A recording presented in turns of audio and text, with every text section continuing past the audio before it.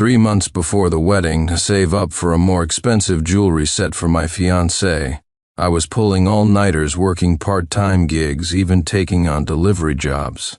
Today, I fought tooth and nail to snag a high-tip order, an express delivery of a proposal bouquet. The address was the new condo I had bought for my fiancée. When I rushed over, I found her and her childhood acquaintance locked in a passionate kiss. Someone laughed and asked, "Aren't you afraid your lapdog boyfriend will get mad?" My fiancé frowned. "He already has the rest of my life. For these last 3 months, I need to fulfill my own regrets." I smiled, personally handing her the flowers and offering my blessing. "In that case, don't leave any regrets. I wish you a long and happy life together." Chapter 1. Sincere Miller, is that you? Why are you working as a courier? Wait, are you following me?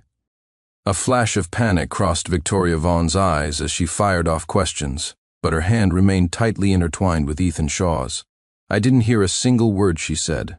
My head was buzzing and my chest felt so tight I could barely breathe. The bouquet was getting crushed in my grip. I fought to control my emotions and looked at Victoria, hoping she would give me an explanation. Why was the woman I had loved for 8 years proposing to another man behind my back? And that man was Ethan, someone she had always insisted she saw as a little brother. And what was this regret she was talking about? The once lively atmosphere fell silent. Under everyone's stares, Victoria looked uncomfortable. She snatched the bouquet from my hand, her voice laced with anger. "We were just acting for a video. What's with the sarcastic attitude? You've ruined the whole mood. Now we have to shoot that scene all over again." My face darkened, and I asked through gritted teeth, "What kind of proposal scene requires you to star in it personally, and to film it here?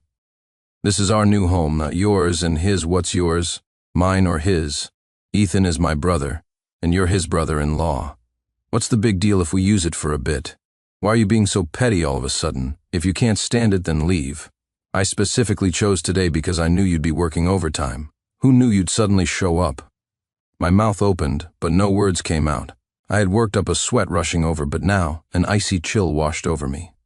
My fists clenched. I turned my head and my eyes were drawn to a pile of colorful shards on the floor. Realizing what it was, I hurried over and pushed aside the confetti from the party poppers, revealing a shattered vase. It was the souvenir vase we had made together on our first anniversary, with our names and the date engraved on it. When we were decorating the new place, I had put it in the most prominent spot. Because it was our first time trying pottery, the vase was far from perfect, but it marked the beginning of our love. Now the scattered pieces on the floor were a stark reminder that our long journey together was ending in failure. Seeing this, Victoria pursed her lips and softened her tone slightly. "Okay, I'm sorry. I was just on edge and took it out on you. The vase, we got too into the scene, and Ethan accidentally knocked it over. You can just buy a new one later." Ethan, standing behind her, stepped forward, subtly positioning himself in front of Victoria, a triumphant look he couldn't hide in his eyes. "Sincere, don't blame Sis V. She was just trying to help me out. Don't worry, I'll clean everything up before I leave." I let out a bitter laugh and asked in a low, unwilling voice, "Don't you remember what this was?" Victoria, however, was just toying with her hair and said casually, "It was just an ugly vase. I've been meaning to ask why you hadn't thrown it out yet. It's better that it's broken. It felt like a giant hole had been stabbed through my heart, a numbing pain spreading through me. A single tear fell onto a porcelain shard. She had forgotten long ago. I was the only one cherishing that memory. Victoria was my first love, a woman I had pursued for 5 years. She told me she felt insecure about love. So I scrimped and saved, and at the beginning of the year I finally bought a small condo, paid in full, under her name. She then accepted my proposal. I was ecstatic for a long time. I visited numerous jewelry stores and picked out a pricey gold set, planning to surprise her with it on our wedding day. I never thought she'd be the one to surprise me first. They started their so-called proposal scene again, watching her hold the flowers with a shy expression, professing her love for Ethan. I felt like the clown in this farce. Noticing my gaze, Ethan shot me a provocative glance, then swept Victoria into his arms, spun her around a few times, and kissed her again. 8 years of love, so much effort, all for this. Suppressing my emotions, I quietly turned and walked away. If they want to get married, let them. I don't want this fiancé anymore. Chapter 2. I returned to my apartment alone when my best friend Gavin Price called. "Congrats, bro, you finally made it." My throat was dry. I thought he'd heard about my engagement from someone and was calling to congratulate me. Just as I was about to say something, he continued, "How come only your girlfriend posted on Instagram? I don't see anything from you. And she didn't even show your faces. If I hadn't recognized the rings you asked me about, I wouldn't have known it was you. Have you been short on cash lately because you're getting ready for the wedding? I've got a project I can outsource to you. You keep the profits. Think of it as a wedding gift from me." Confused, I cut him off. I quickly opened Instagram and saw a new post from Victoria. There were no faces, just the shadows of two people embracing sweetly on the wall. The caption read, "Love is worth capturing." I stared at my phone, at the matching rings I had so carefully chosen now on another man's hand. My chest heaved. Nothing hurts more than being betrayed by the one you love most. In that moment, I truly felt like my 8 years of devotion had been thrown to the dogs. Victoria never liked me posting anything about her on social media. Since we started dating, we had never taken a single photo together. On the day I proposed, I begged her to post just once for me, but she told me, "Couples who show off break up fast. It's better if we just live our lives quietly." She even took my ring, saying, "This is too expensive to get scratched up. Let me keep it safe and I'll bring it out on our wedding day." At the time, I thought she was just trying to protect our relationship, unwilling to share it with others. How ridiculous that seems now. Perhaps it was just because, in her eyes, I wasn't someone worth capturing. I took a deep breath and quickly explained the situation to Gavin, who listened while cursing her out and trying to comfort me. "That startup idea you mentioned before, is it too late for me to join, to build a stable home with Victoria?" I had turned down my friend's business proposals multiple times, content to stay in the city where she worked. Now, there was no reason to stay. Of course not out of our whole dorm. You had the best tech skills. If it wasn't for Victoria, never mind. We're heading to Crestwood next week to scout a new office location. You should come along and get familiar with things. If we decide on it, that's where we'll be focusing our business. After finalizing the details with my friend, my phone buzzed with a notification that my delivery order was complete. Victoria had tipped me $20 along with a message. "Don't be mad. Go buy yourself something nice to eat. I'll make it up to you tomorrow." I didn't cash it out, I just uninstalled the app. I didn't want this kind of charity. Chapter 3. A second later, I received a Venmo transfer from Victoria, and a message from her. "Sincere Miller, why didn't you wait for me? Why did you leave on your own? Anyway, use this money to buy yourself some late-night snacks. I'll explain everything that happened tonight tomorrow." But what was there to explain? The events of the evening were seared into my mind. I moved my finger over the block button, hesitated for a few seconds, then returned to the chat window. I typed and deleted "let's break up" over and over. Finally, frustrated, I tossed my phone aside and lay on the sofa in a daze, looking around the room. My tiny 200-square-foot rental was filled with her photos. An 8-year relationship isn't something you can just sever in an instant. Before breaking up, there were things I had to understand. If I was going to lose, I needed to lose with my eyes open. I ended up falling asleep on the sofa like that. Early the next morning, there was a loud banging on the door. "Sincere Miller, open up." "Why is the door locked?" Rubbing my aching forehead, I squinted at my phone. It wasn't even 6 a.m. I sighed and opened the door for Victoria, only to find Ethan Shaw there too. He was pressed up close behind Victoria, looking fragile and innocent. "Sincere Miller, what's wrong with you? Didn't you know I was coming back? You don't answer your phone, and you lock the door." I've practically shouted my throat raw. Victoria complained non-stop.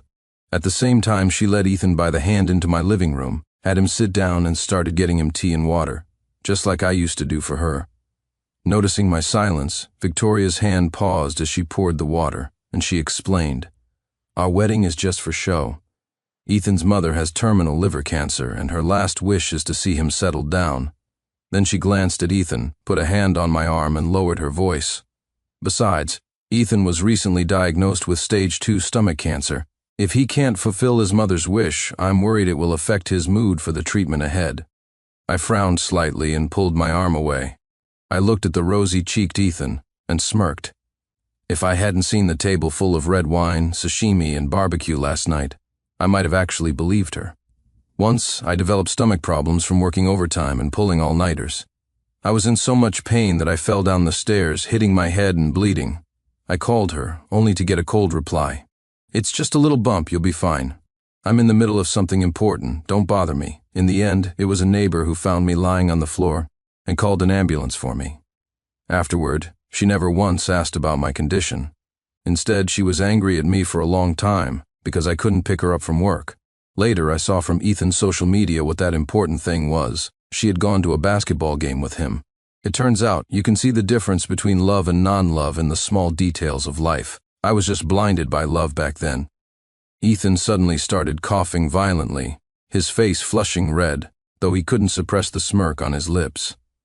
"Sincere, don't worry. We're just getting fake married. Sis V is still yours." I ignored him. My gut told me this wasn't the answer I was looking for. The real answer was in her regret. "Victoria, you're still not telling the truth. Tell me about that regret. Maybe then I can understand." Chapter 4. Victoria froze, her face a mask of conflict as if she were fighting a final internal battle. After a long moment, she finally spoke. "Because the person I wanted to marry most when I was little was Ethan's older brother, Elias Shaw. My family was very traditional and favored boys. I was often hungry and had to do a lot of chores, but his brother would secretly give me food and help me with my work. He was such a kind boy, but he didn't live past the age of 10. Looking at Ethan's calm expression, it was clear he knew all of this. I gave a bitter laugh and asked her, "So I was his replacement? Have you felt nothing for me at all these past 8 years?" Victoria frowned. "Don't be so dramatic. His brother was only 10 when he died. How could I treat you as his stand-in? You've been very good to me too. I've never had to do any housework, you're willing to give me money, and you put the condo in my name. I was perfectly willing to marry you. Don't worry, the person I love now is you. Once Ethan gets better, I'll settle down and live a good life with you." I couldn't help but laugh out loud. So Victoria knew I was good to her. For 8 years I took care of everything, big and small, at home. I did my best to meet all her demands. The reason she could so casually downplay her cheating now was that she was taking my kindness for granted, because in her eyes it was all to be expected. She said she loved me, but it was more accurate to say she just enjoyed what I did for her. I brought all of this on myself with the question in my heart answered. I suddenly felt a sense of release about this relationship. Seeing that I wasn't arguing, Victoria relaxed and continued, "Sincere Miller, Elias is gone. I can't just watch his younger brother die so young too. When you proposed to me, you said you would listen to me from now on. Since you know everything now, it's not too much to ask for you, as his brother-in-law, to look after him, right? Ethan will be living with us for a while. If you mind him staying at the new place, then you can pack your things and give him your room here." Then she picked up a food container from the side. "Oh, right. You didn't wait for us last night, so Ethan urged me to come back and check on you this morning. Your stomach is weak, so I went out of my way to buy you some fish chowder from the corner diner before coming over. It's still hot. We're going to pick out a wedding dress later. You should come with us." I quickly waved my hands. "No need. Your wedding has nothing to do with me. Victoria, let's break up." Chapter 5. Victoria's smile vanished. Her brow furrowed in annoyance. "Sincere Miller, didn't I just explain everything clearly? And you still want to break up with me?" Ethan, who had been sitting on the side, suddenly stood up and knelt before me, grabbing my pant leg. Disgusted, the moment he touched me, my anger flared and I kicked him away forcefully. He fell to the ground dramatically, then started beating his chest, not forgetting to sneak a glance at Victoria's expression before he did.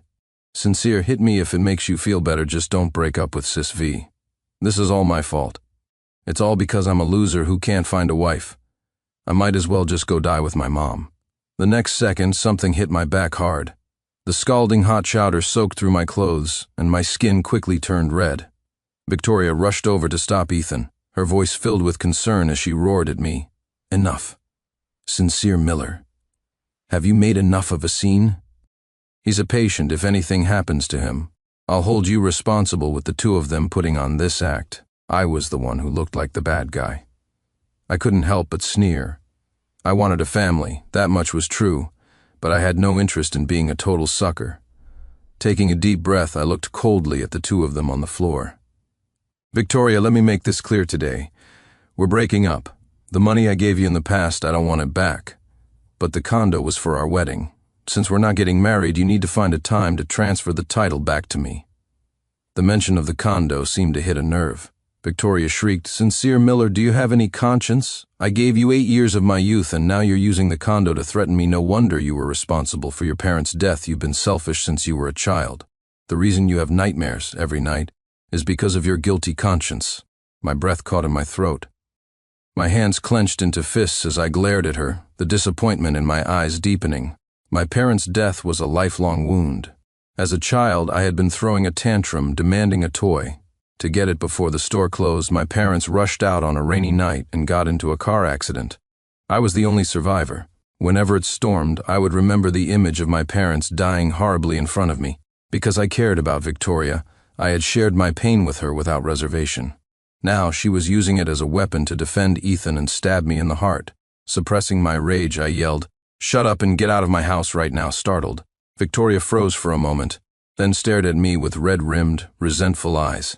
"Sincere Miller, even if we break up, you can forget about getting the condo back, or I'll fight you to the death. And you'd better not regret this. We'll see how you come crawling back to me, Ethan. Let's go." Leaning on Victoria, Ethan slowly got to his feet, a glint in his eyes. After they left, I went to my room to treat the burn on my back with some ointment. When I came out, I noticed Victoria had left her purse behind. So I packed up everything of hers in the apartment into trash bags and took them downstairs, along with her purse. I found the two of them still standing at the bottom of the building. Their faces were flushed and they were breathing heavily. Clearly, something had just happened. Ethan had his arm around Victoria's waist and asked tentatively, "Sis 5, Sincere actually wants the condo back? Doesn't that mean you wasted all these years on him?" Victoria pouted and said defiantly, "Don't worry. It's not the first time we've fought. He's just angry. In a few days I'll give him an easy way out, and he'll come crawling back like he always does." As she finished, she looked up and saw me standing in the stairwell. She guiltily pushed Ethan away. Seeing the bags in my hand, her expression shifted to one of "I knew it," and she turned her head away haughtily. I let out a derisive laugh. Right in front of them, I threw the trash bags, purse and all, into the dumpster. Victoria's face went from white to green, and she started screaming curses, but I just walked away without a backward glance. Garbage belongs in the trash can. That goes for food, and for love, too. Chapter 6. Because of all this mess, I contacted Gavin Price and moved up our business trip. Over the next few days, my phone was flooded with angry messages from Victoria's friends, all scolding me, saying a grown man shouldn't doubt Victoria's love for me, especially after she'd been with me for 8 years. They kept trying to vouch for her, insisting that she and Ethan were completely innocent, a bunch of blatant liars. They were the ones who had been cheering the loudest that night. I blocked them all. At the same time, I messaged my lawyer, telling him to speed up the lawsuit to get the property title back. That day from my apartment, I had overheard Ethan repeatedly asking Victoria about the condo. The way he looked at her wasn't the look of someone in love. It was hard not to suspect that he was after the condo. After sending the message, I opened an online forum to see if anyone had responded to my private message asking for leads on Ethan back in his hometown. If Ethan was really after the condo, he would definitely try to trick Victoria into legally marrying him. Even though I paid for the condo in full, once it became their joint marital property, a lawsuit would get very complicated. The city was too far from his hometown. Hiring a private investigator now would take time. Posting a paid request for information in their local community was a long shot, but I had to try my luck. Work went smoother than expected.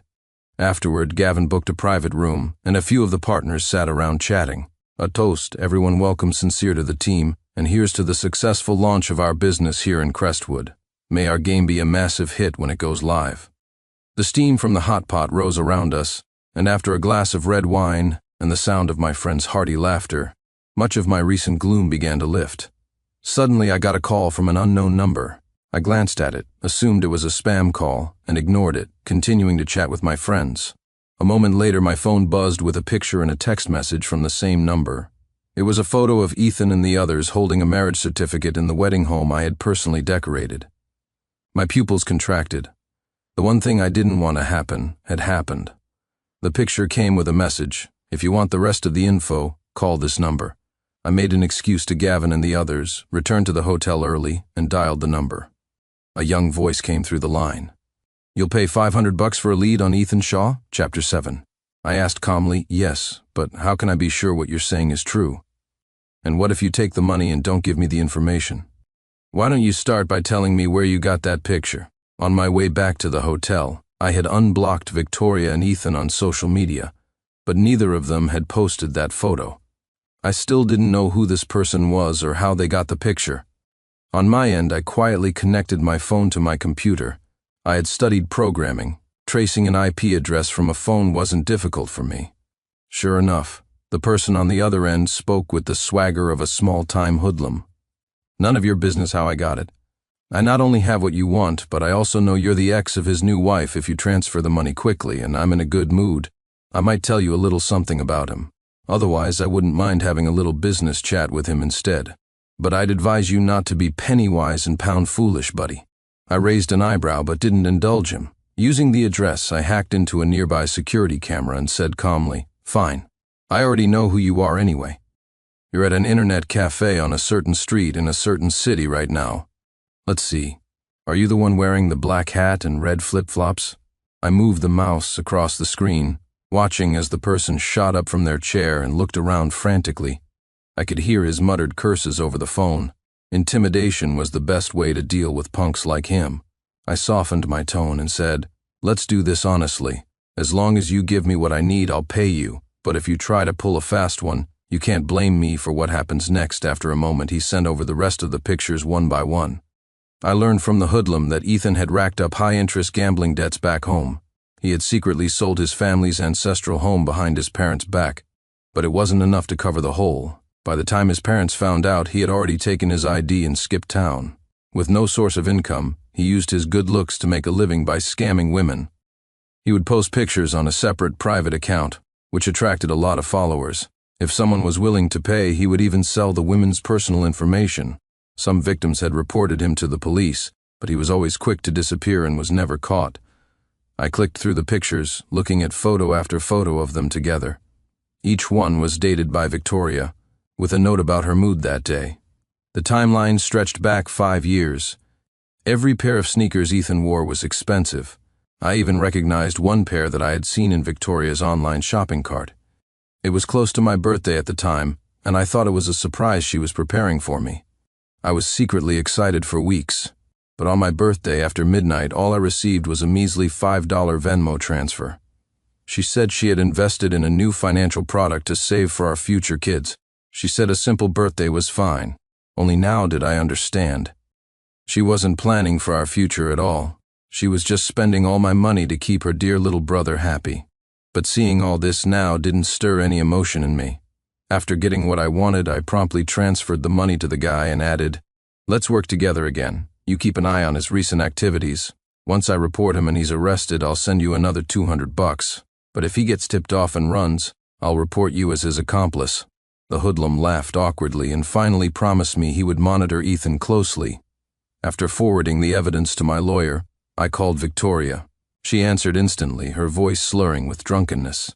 "Sincere Miller, you finally decided to call me? I've missed you so much these past few days, I realized I can't live without you. Can we not break up, please? When you get back, Ethan and I will apologize to you. Just forgive me this one time. The other day, Mindy was showing off her new designer bag right in front of me, and I was so mad. Can you send me some money? I know you love me the most." My mouth twitched. Victoria was still living in a fantasy world. Fighting back my disgust, I told her when I would be back. After all, the couple was newly married. It would be rude not to prepare a big gift. Chapter 8. When the day came, I arrived on time. The one who opened the door was Ethan. With his hands in his pockets, he leaned lazily against the doorframe, looking every bit the man of the house, and said with a malicious grin, "Smelled trouble and came running, huh? You really are a lapdog. Are you that interested in becoming the third person in our family? I have to say, that bed you picked out, it's incredibly comfortable." I raised an eyebrow and said coolly, "You don't actually think having a marriage certificate gives you a claim to this condo, do you?" At my words, Ethan immediately stood up straight, his eyes darting around nervously. "Sincere, you're back, come on in." Victoria came out of the kitchen wearing an apron. The dining table was covered with food. She lowered her head shyly. "It's my first time cooking all this. I'm not sure if you'll like it." I glanced at the table but didn't expose the fact that the food was clearly takeout. I got straight to the point. "You said you wanted to apologize to me. Let's hear it." Victoria stood frozen, forcing an awkward smile as she fidgeted. What happened before was my fault.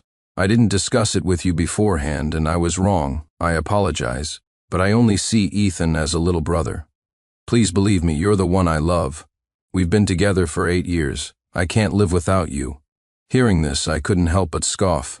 You love me, so you want me to be the other man? If you still intend to marry me, don't you know that's bigamy?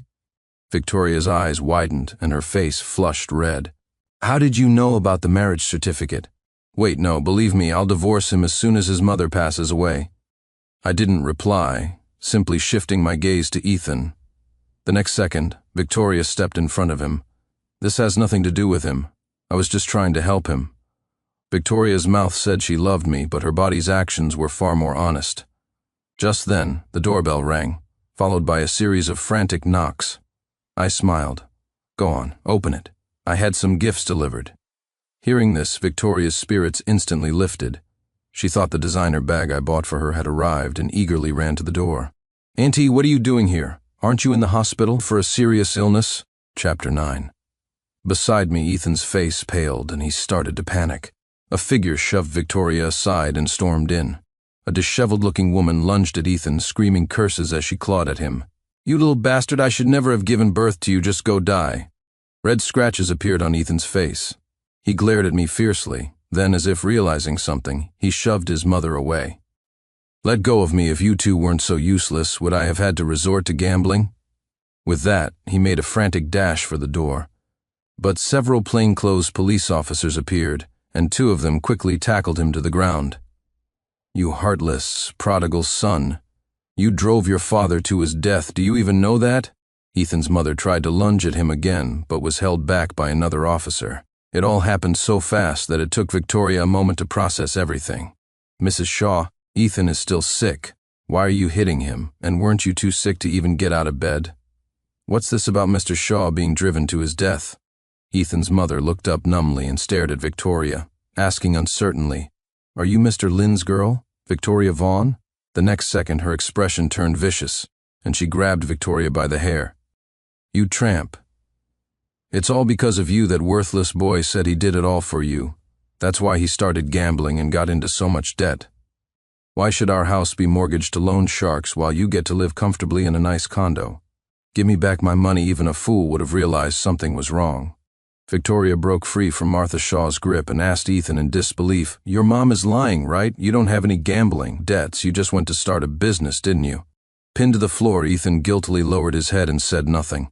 Ethan Shaw, where did my money go? Tell me. Victoria lunged at Ethan in a frenzy, while his mother refused to let her go. The 3 of them started brawling again, and the scene descended back into chaos. I picked up some peanuts from the table and stepped aside to watch the show. Such a brilliant spectacle was truly satisfying to watch. In the end, the police had to forcibly take everyone down to the station. Chapter 10. I was also taken to the police station to give a statement. From the other room I could hear the distinct shouts of Victoria and the others. Ethan Shaw, you bastard, how dare you lie to me, tramp. Give me back my family's money, or I won't let you go after understanding the whole situation. The officer patted me on the shoulder and filled me in on more details. To fund his gambling addiction, Ethan had been playing both sides. He lied to Victoria about having a terminal illness and lied to his parents, saying he needed a $50,000 bride price to marry Victoria. All the money he got his hands on, he lost at the tables. I was the most innocent person in this whole mess. Now, Ethan's mother was convinced that Victoria had taken the money, while Victoria insisted that Ethan had scammed her out of everything and refused to admit anything. She had truly dug her own grave. But this was all her own doing. When I left the station, Victoria's clothes were torn and she looked utterly defeated. When she saw me, she started crying, saying she had been deceived. But I cut her off. Victoria, I've already broken up with you. I don't want to get involved in your affairs. The money I gave you before, I don't want it back. But I've already filed a lawsuit with my lawyer for the condo. If you have any decency left, you'll transfer the title back to me as soon as possible. Otherwise, we'll see each other in court. With red-rimmed eyes, Victoria screamed, Impossible, the condo is in my name, it's mine, what right do you have to take it back? Then, as if a thought struck her, she sniffled, and her tone softened again. She tugged at my sleeve. Sincere, I was wrong. I really know I was wrong. Let's forget all the unpleasantness and start over. We're supposed to get married in 3 months, aren't we? We haven't even taken our wedding photos yet. I see it clearly now. You're the only one who's truly good to me. I have nothing left now. I can't lose you too. Watching her self-pitying repentance, I laid the truth bare. I know you regret it. But I also know you're just afraid of losing a personal ATM who does whatever you want, and afraid of losing your life as a princess who never has to do chores. There's no point in talking anymore. If you refuse to cooperate, then wait for the court summons. The lease on my rental had expired before I returned. Since I was planning to move to Crestwood, I hadn't renewed it. I hailed a nearby taxi and went to the nearest hotel. But that night, Victoria called me again. Her voice was terrifyingly low. "Why did you give up the apartment? And your company said you've taken a 2-week leave. Where did you go on your business trip?" I just replied calmly, "I'm planning to start a business in another city, but that has nothing to do with you anymore." But Victoria just laughed. "Start a business, or you've found a new, younger girlfriend? So that's why you wanted to break up with me and take back the condo. I see you're just a fickle cheater, Sincere Miller, let me tell you. If you think you can get rid of me that easily. You're dreaming for 8 years. I ate with you, drank with you, slept with you. That condo is my compensation. If you want to break up with me, you have 3 days to give me another $50,000, otherwise I'll die for you to see." My face darkened. Victoria. But she had already hung up. I rubbed my temples and called my lawyer. Victoria had lost her mind. I was afraid something unexpected might happen. I needed to be prepared. Sure enough, 3 days later, I was trending online. Because Victoria had jumped off a bridge. Chapter 11. Gavin Price told me about it while I was finalizing my resignation. The video had already gone viral. I opened my phone and saw Victoria sitting on the edge of a bridge, with passers-by constantly trying to talk her down. She was wearing a red wedding dress, caressing the wedding ring on her finger, and crying to the camera of a bystander. "Sincere Miller, you chose a better career and future for yourself, and I don't blame you. But I've always said I only wanted to marry you in this life. I'll go on ahead and wait for you." With that, she jumped. With that one simple sentence, she had nailed me to the pillar of shame. Some netizens mentioned, with varying degrees of accuracy, that I had bought a property for her before the wedding. Then, after a business trip, just 3 months before the wedding, I had called it off and demanded the property back. A mix of true and false information was swirled together, and netizens who didn't know the truth had already concocted hundreds of stories, but in every single one, I was the villain. My face was ashen. I never thought Victoria could be so vicious. She wanted to completely destroy my reputation. My former colleagues were giving me looks of contempt. I typed out a message instructing the marketing accounts I had already contacted to post everything about Victoria and Ethan online. I even spent a large sum on promotion. I wanted everyone to see it. Since she started it, she couldn't blame me for finishing it. The pictures and evidence quickly turned public opinion around, completely overwhelming Victoria's narrative. She tried to go live to play the victim, but the comments were filled with insults, and she was quickly forced to end the stream. In the end, she was detained for 15 days for defamation. My lawyer seized the opportunity to pressure her into signing over the property title. Once everything was settled, I paid no more attention to Victoria. I hired a property manager and moved away from the city. Chapter 8. 5 years later, our game was finally developed, and its sales far exceeded our expectations. The money we each made was enough to buy several houses. On a business trip, I returned to the city to sign the contract for selling the condo. I had put the condo on the market a year ago, but the price wasn't ideal. Recently, the market had picked up, so I quickly sold it. After signing the contract, I hired a cleaner to come and dust the old place. A thin woman wearing a mask arrived shortly after. I was looking down, dealing with some urgent messages, and said, "Hello, please clean the dust off all this furniture. If you want any of these decorations on the wall, you can take them. If not, just throw them out. It might take a few days to clean, so if you need the key, just get it from the property manager." But then I heard an unexpected voice. "Sincere Miller, you're finally back. I saw this condo listed on the platform looking for a cleaner, and I just knew you were back. I had to fight really hard to get this job." I froze for a second. I didn't recognize Victoria at first. I never thought I would see her again like this. I thought we would never cross paths again in this lifetime. The person who used to hate doing chores the most was now working as a cleaner. She looked much more worn out. Her once fair hands were now covered in wrinkles from years of cleaning, and her eyes looked exhausted. Time can wash away anything. Seeing Victoria now, all I felt was a sense of melancholy. She stood across from me, looking at me with a wronged expression, telling me how difficult her life had been these past few years. Because of the defamation incident, Victoria lost her original job. Without the condo, she had to use her savings to rent a small apartment. Later, after Ethan got out of jail after a few months, he and his mother latched onto her completely, since they were legally married. He dropped all pretenses, forcing Victoria to work during the day and come home at night to do their laundry and cook for them. I never realized how hard it is to work and take care of a household at the same time. I haven't been able to save any money all these years, and I haven't bought clothes over $100 or a bag over $1,000 in so long. Of course, when we were together, her salary was only a few thousand, just enough for her own living expenses. All her luxury purchases were funded by my money. To give her a life of comfort, I had pulled countless all-nighters and taken on so many freelance projects, but in the end, none of it could compare to the sweet words of her dear little brother. I nodded occasionally, my mind elsewhere, busy replying to messages from my wife and child. Chapter 9. Victoria unwillingly fidgeted with the hem of her clothes. Sincere, are you still single? Is there still a chance for us? I've learned how to do housework now. The fact that you didn't sell the condo for so many years must mean you still have feelings for me, right? My face turned cold, and I cut her off. I'm married. I have an adorable daughter, and I love them very much. As for the condo, that was just because the housing market had crashed. It's only now that prices have recovered that I could sell it. Don't overthink things. As for you, I hope we never see each other again for the rest of our lives. With that, I turned and left without looking back. The past was in the past. Now I have a perfect, happy family that lights my way home. For the rest of my life, I will walk hand in hand with my family toward a better future.